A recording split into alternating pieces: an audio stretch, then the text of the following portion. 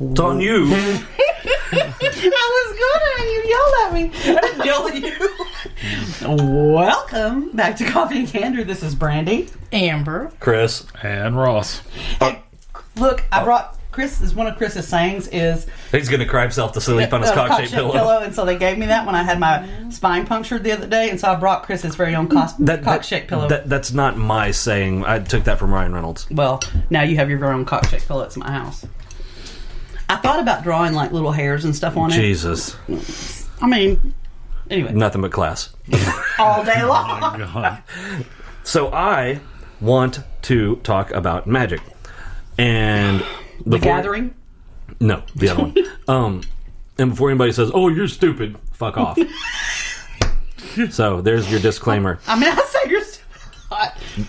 Hey, fuck off. So anyway, I've been watching the. God damn it! What? I saw this picture. Jesus Christ Almighty!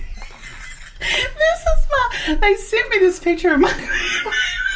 Oh my God. What the hell? He called his mama to come in there and look at his sexy pose. Oh my!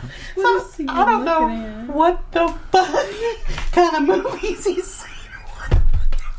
But Caroline's, I'm scrolling through and she's like, That's moderately concerning. But anyway, so I've been watching.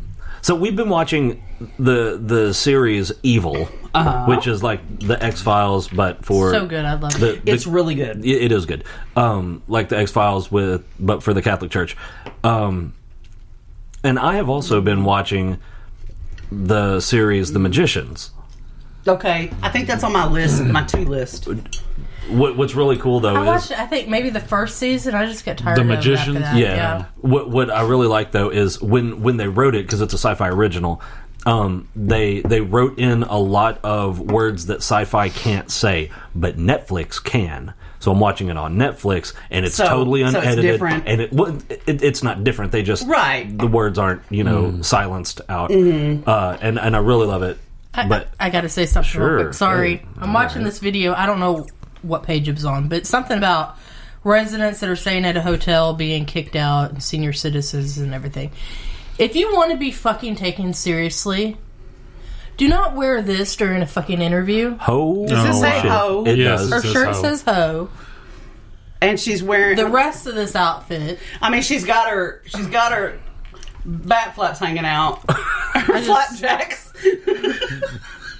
so I had to get that out because I was like, what the fuck am I watching? I saw a thing like it was a commercial for some like swimwear, and it was one of those things like where somebody had posted comments, and it was like a real string, like it was a monokini, but it was very very small on the bottom. like a lip splitter. Yeah, and this one lady goes, "Excuse me, I'm gonna need to know where to put my flaps if I wear that."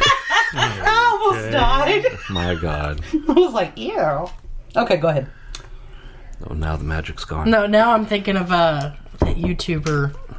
Lip splitter. No. Oh, That was Oh, I can't think of her Traumatizing. Make name. sure Caroline sees that tonight. that was fucking traumatizing. I can't think of her name, but apparently her Patreon is like 18 only, Oh. and she does a lot of nudity on there, and they said it's fine as long as she doesn't touch herself. She's got sex dolls on there and everything, and she said something about... What if somebody else touches herself? Yeah. She said... Like, why is it okay as long as she doesn't touch herself? Is her Because nudity is art, but if you touch yourself, it's YouTube said. no, well, it's no, for Patreon. Oh, okay. Where Because, you can do videos because and nudity stuff. is art, but if you touch yourself, it's Porn. porn. Okay, I wasn't sure who was Tell you saying what, this. she was touching that doll a lot. Oh, really? Anyway, she said something about her meaty flaps. Oh, my Oh. God.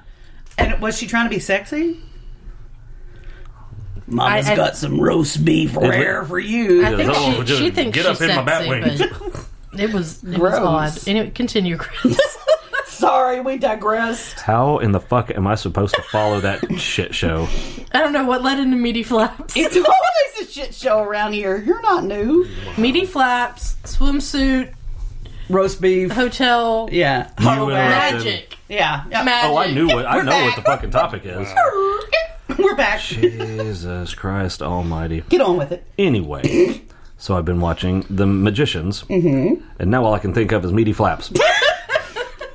You're welcome. Motherfuckers suck. Anyway, Would you like to go out and get some roast beef? no. Extra rare? Jesus Christ. You sound like that woman on the fucking thing. Jesus The Christ. grapefruiting. Trisha Paytas. Oh, I don't guess You're way more hip with the YouTubers than I am. I don't know most of them. I don't know. She's any a of train them. wreck. But They're fun. anyway, so do you guys think that? And when I say magic, I'm not talking about like sleight of hand or any. You're of that talking shit. about like witches and stuff. Yeah, I'm talking about like actual magic. Do y'all think that's real? I don't know. I go back and forth. I kind of do. I mean, but I don't think it's what people think it is.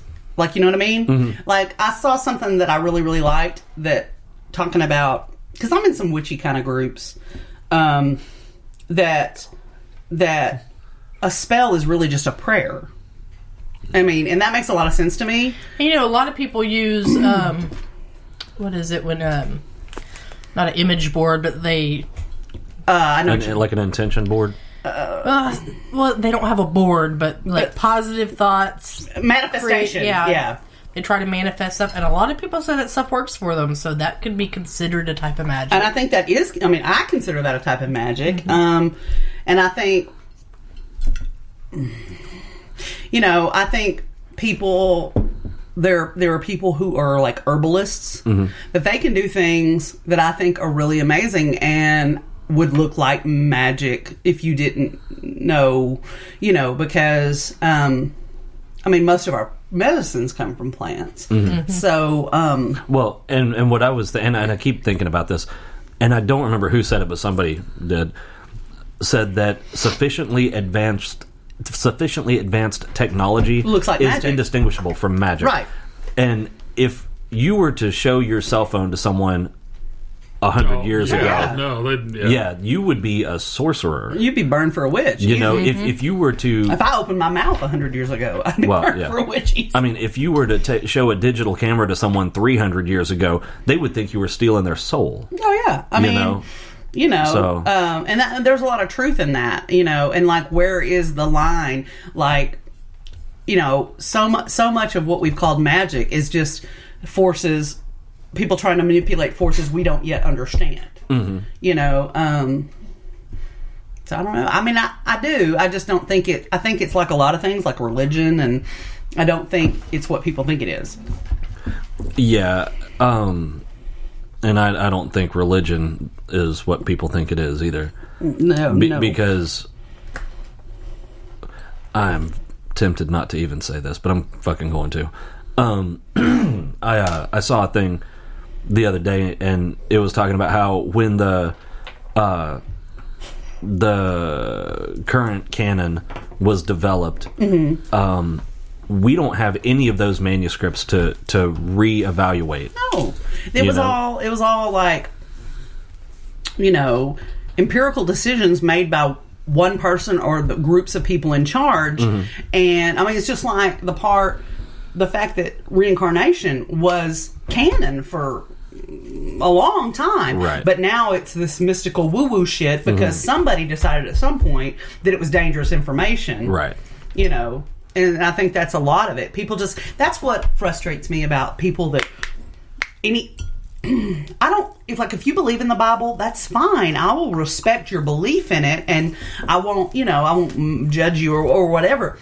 But it bothers me when, no matter what the argument is, especially for like homosexuality and stuff like that, where like I truly don't believe people chose this. You know, there are behaviors that we choose that people call sinful. Right. But then there are things that I just think are who we are that people try to guilt people with that. And so I will judge someone if they try to use it as a weapon against somebody else. I will judge absolutely anything. Will. I will judge somebody if they try to use anything as a weapon to bludgeon people with. I don't stand for that. Yeah. But it bothers me when like somebody goes, I'm gay, and they're like, oh, well, you know, I love you, but I hate your sin. Well, I don't believe it's a sin because I don't believe it's crazy to me that people would think we were made in God's image. And so they would, if they believe that, then how can they say if God made them that they negate their own logic. Right. But anyway, it bothers me when people do that because I'm like, you know, you're using this text as a weapon and your basis for everything you want to hold up, but it's been changed. It's been chopped and reassembled, and you just don't even know what the original intent was anymore. That's why I think it's much more reasonable to see it as a book of parables, a thing like life lessons, things to it just. I'm a really big believer in reincarnation. Oh, I am too. And I think sometimes people may carry things over from past lives. So, in a past life, if you were a man, you might still feel... And in this life, you're a woman, you could have carried that sexual preference. I believe that is what happens sometimes when people are like, I don't feel like I'm in the right body. It's like, well, maybe that last life was just really, really powerful, or, had such a big impact. And, it was...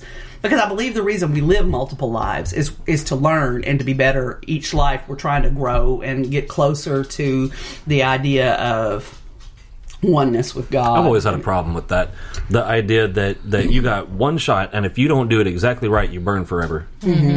That seems like not something that a loving God would do. Well, and when we went to church together, no, the building didn't fall down.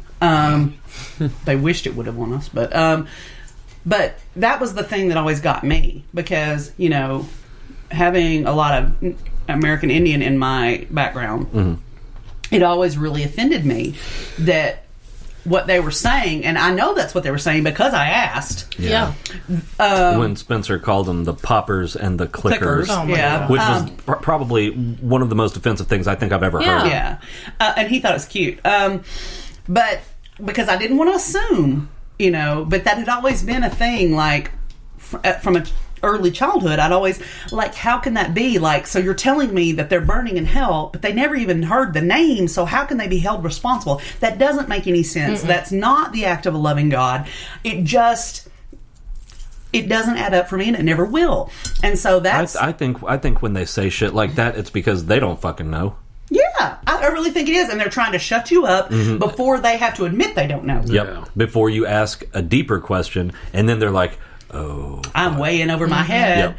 And because I think they have their whole career and their whole life built on they have the answers that the common man doesn't have. And it turns out they don't. They might have, depending, because I've met some people of God that I truly respect. And I don't think it was because they were smarter. I think it was because they had the gift of introspection. They were able to look inside themselves and look inside others and see things. I'm not saying like in a supernatural way, but maybe even that.